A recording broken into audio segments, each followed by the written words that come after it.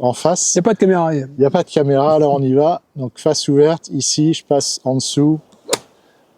Voilà, et là, on a une balle, vous voyez, qui est, je ne sais pas si on la voit sur l'image, hein, qui est montée vraiment très très haut. Ah oui. Bonjour, bienvenue sur Goldstar Magazine, une nouvelle vidéo aujourd'hui avec Franck. Bonjour Franck. Bonjour Greg, bonjour à tous. Aujourd'hui, on est au golf de la Palmyre, on va vous montrer une situation de jeu où on est sur un chip, dans le rough, autour du green. Dans le rough, il y a plusieurs cas, donc on va voir tous ces cas ensemble. On a différents lies possibles, bien sûr, du plus simple au plus compliqué. On va essayer de voir un petit peu comment sortir des différentes situations qui se proposent à nous. Alors on a un drapeau court, un drapeau long, on va commencer sur le drapeau long, et vous verrez que suivant la situation, il n'y a pas forcément besoin de trop se prendre la tête non plus. Ça dépend de la façon dont ton drapeau court est défendu. C'est toujours pareil. Si tu as un bunker qui vient vraiment très près du drapeau, là, il y a un sujet. Mais si, comme c'est le cas ici, on peut tomber avant le green, il n'y a pas réellement de sujet.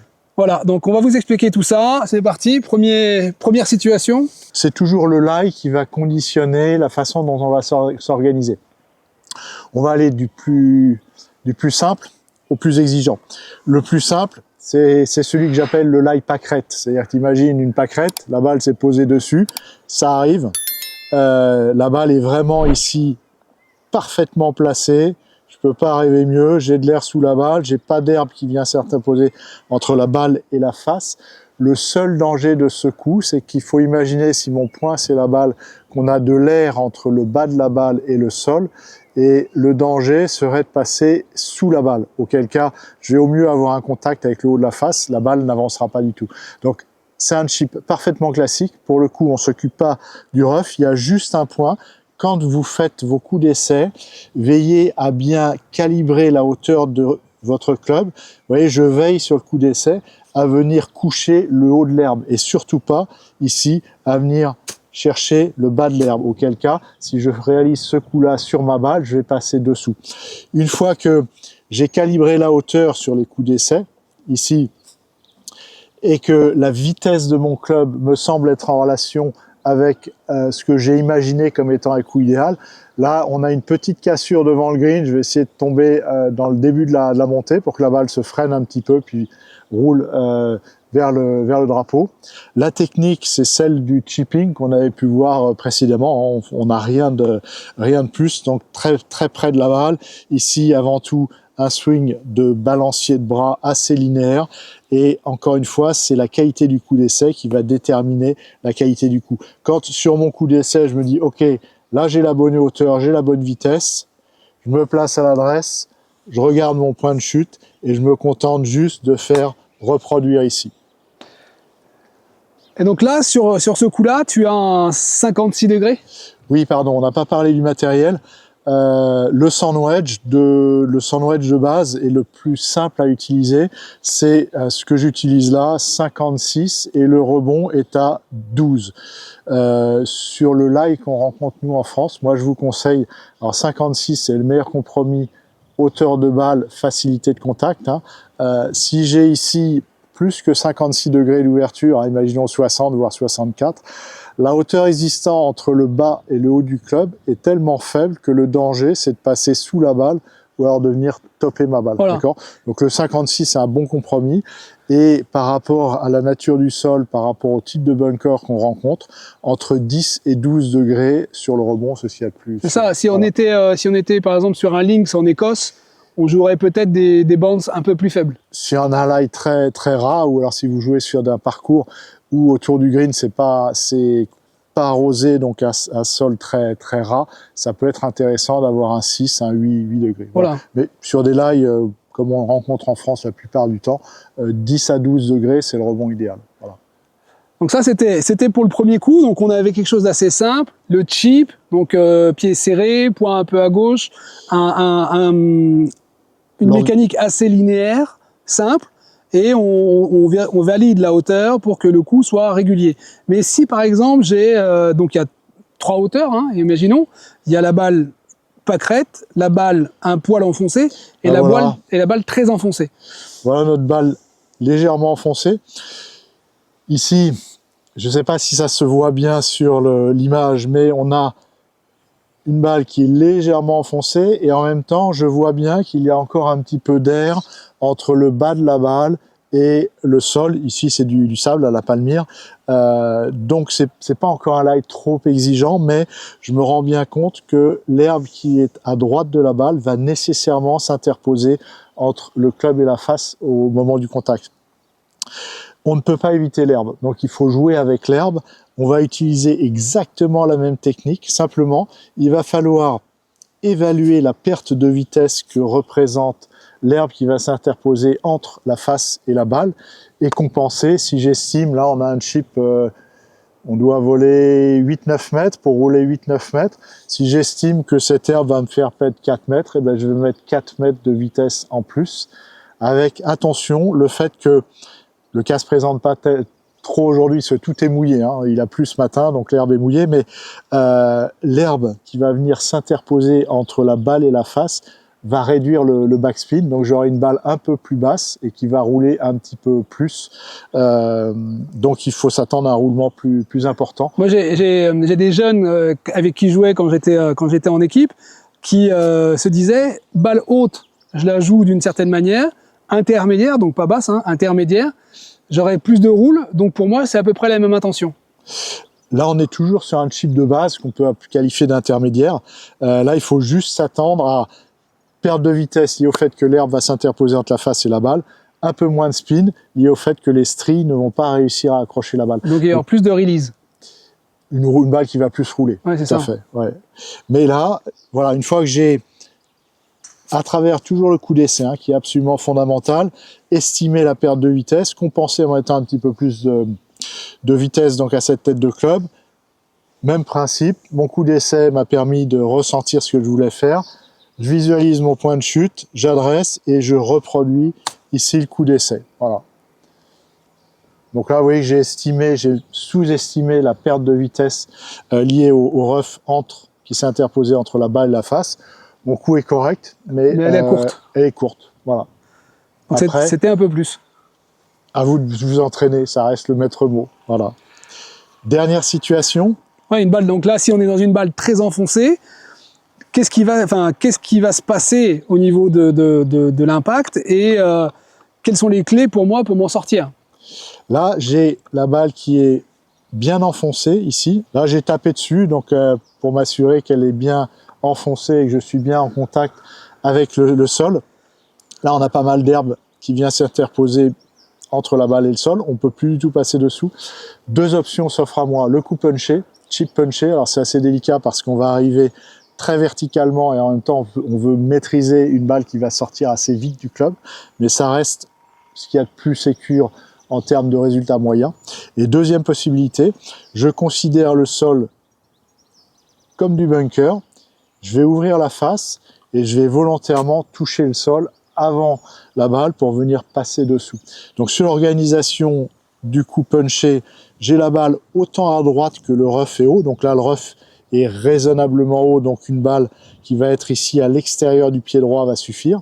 Je vais venir placer le manche toujours à l'intérieur de la cuisse gauche ici. Donc je me retrouve avec un manche assez fort. Et là, ici, l'idée, ça va être de laisser le club se planter dans le sol après avoir impacté la balle avec un arc de swing, un arc de club là, assez vertical. Et donc là, attention, parce qu'on va avoir un rendement assez élevé. La balle va, là, en termes d'ouverture de face, mon 56 degrés, je l'ai transformé en 45. Donc ma balle, bien sûr, va sortir plus vite et avoir beaucoup plus de roule. Toute la difficulté de ce coup, c'est d'arriver à contrôler cette vitesse de sortie de balle, vitesse donc assez élevée. Et ce coup-là ici va être adapté à une situation où on peut se permettre de faire rouler la balle, ce qui est le cas ici. Donc balle à droite, point un petit peu à gauche, toujours assez près de la balle pour développer un mouvement le plus linéaire possible. Et ici, je laisse mon club venir se planter et... Ah, elle est pas mal. Ah, elle est pas mal, je suis à 1m10, j'achète tous les jours ce coup-là. La balle est tombée vraiment au début de green et là pour le coup elle a roulé tout le green. On a cette bosse qui pousse les balles un peu à droite, oui, pour s'ajuster un peu à gauche, voilà. Mais la roule, même avec cette bosse, elle était maîtrisée et elle a fait du chemin, quoi. Ouais. On en parlait tout à l'heure, Tiger qui disait, quand il était un peu plus jeune, interviewé sur une chaîne américaine, qui favorisait le roule de la balle le plus possible, quelle que soit la situation autour du green. Oui, la règle d'or sur la régularité, c'est d'utiliser au maximum la surface de green pour faire rouler la balle. Donc là, on est sur une situation où seul le sand wedge convient, parce que le green est relativement petit, en plus il est en descente. Mais si nous avions 20, 25, 30 mètres de green, on pourrait jouer ces coups, notamment les chips de base, avec un pitch, voire un fer neuf.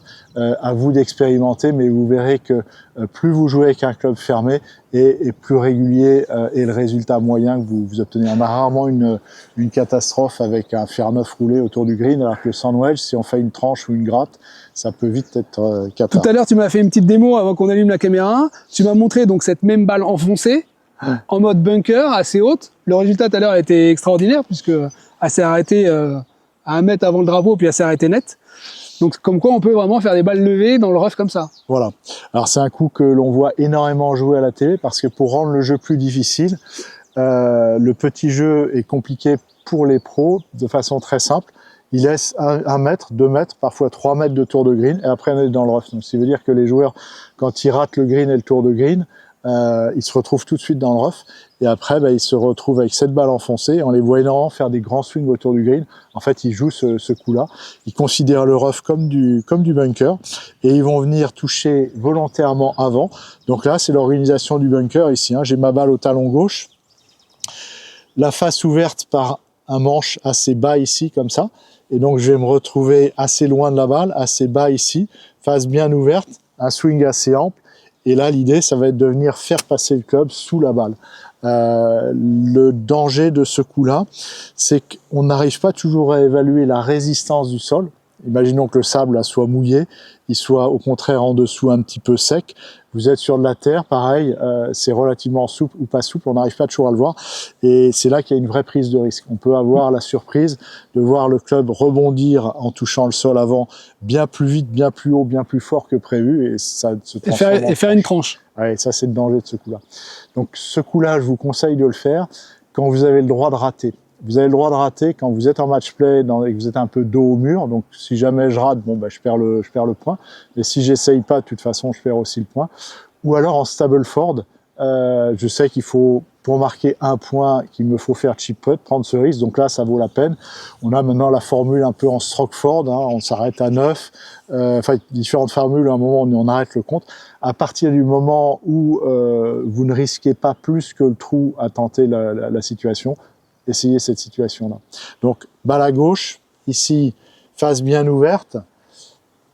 J'imagine que j'ai du sable, là, et sur un swing assez ample, je vais chercher à passer dessous. Là, je suis en train de m'inquiéter pour la caméra de notre caméraman qui est en face. Il n'y a pas de caméra. Il n'y a pas de caméra, alors on y va. Donc, face ouverte, ici, je passe en dessous.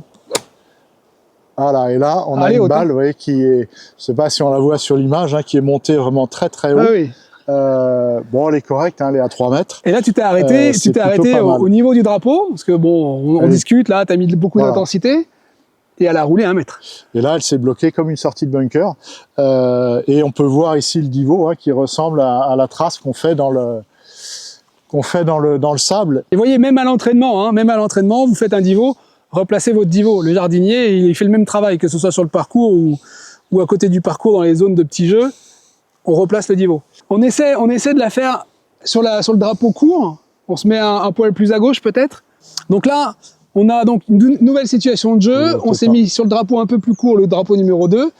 Vous voyez quelques balles, on s'est un peu échauffé. Là, Franck, on est sur un drapeau court. On a plus de distance à parcourir que de distance restante. On a plus de vol que de roule. En plus de ça, derrière, c'est en descente. Je veux assurer le coup, je veux la mettre pour me donner une chance de rattraper le par. Qu'est-ce que je fais? C'est absolument essentiel de considérer que le tour de green est une zone de jeu. Je vous vois beaucoup considérer que votre balle doit à tout prix tomber sur le green. C'est une mauvaise conception du coup. Si vous avez un tour de green qui est propre et qui vous permet de faire une balle rouler en se freinant sur le tour de green, il faut absolument utiliser cette possibilité. Donc là, très concrètement, par rapport à la situation de gauche où on a une distance entrée de green drapeau qui est très courte, hein, on doit être à 3 mètres, donc 3 mètres c'est la limite autorisée. Normalement vous ne rencontrez pas de green à moins de 3 mètres du bord, c'est une recommandation de positionnement de drapeau. Mais là la façon de s'organiser, c'est simplement que dans la visualisation du coup, je vais imaginer une balle qui tombe sur le tour de green, mon premier rebond sur le tour de green pour qu'elle se freine, et je vais la laisser partir. Après aujourd'hui on a des conditions de roule qui sont assez lentes, donc on peut se permettre aussi de tomber sur le green, ça va avec un chip sans prise de risque. Oui, puis on a une toute petite bosse d'amorti avant, ouais, donc on peut aller au green. Ça suffit. Et ensuite, si on considère que on est sur notre premier lie, celui que je qualifie de lie pâquerette, je vous renvoie sur la vidéo qu'on avait fait sur le chipping. Il y a le chip de base ici où on respecte le loft du club, et je vous avais proposé le chip cueilli. Le chip cueilli, c'est quand j'arrive ici dans la zone d'impact, je ralentis un peu ma main gauche, je laisse ma main droite garder sa vitesse et j'ouvre légèrement mon club. Et en fait, sur ce lie où rien ne vient freiner ma tête de club, je peux faire tomber la balle sur le début du green, et en m'appuyant simplement sur la technique ici du chip un peu cueilli, la balle monte assez haut et se ralentit suffisamment pour tomber sur le green sans prise de risque. Joli coup. Sinon, je peux, toujours sur ce lie très facile, hein, où il n'y a pas vraiment de sujet, ici avoir un premier rebond sur le tour de green, bien joué, trop long pour me freiner. Parler et jouer en même temps, c'est pas évident. Hein. Normal, premier rebond sur le tour de green, ma balle se freine, et c'est le tour de green qui m'a permis de m'arrêter au niveau du drapeau. Donc ça, c'est presque un peu de données. Oui, là on est bien à moins d'un mètre, c'est toujours un bon chip. Voilà donc une vidéo complète sur comment chipper depuis le rough sur un green, que ce soit un peu long ou un peu court. Là, les fondamentaux sont assez semblables sur des situations qui ne sont pas extrêmes. Donc faut pas se faire des nœuds au cerveau, en résumé. Tout à fait, ça reste des choses simples. Plus c'est simple, plus c'est efficace. Voilà, ouais. Et entraînez votre coordination. Si vous avez aimé la vidéo, un petit pouce. Vous n'oubliez pas de vous abonner et je vous dis rendez-vous pour la prochaine. Merci. Merci Greg.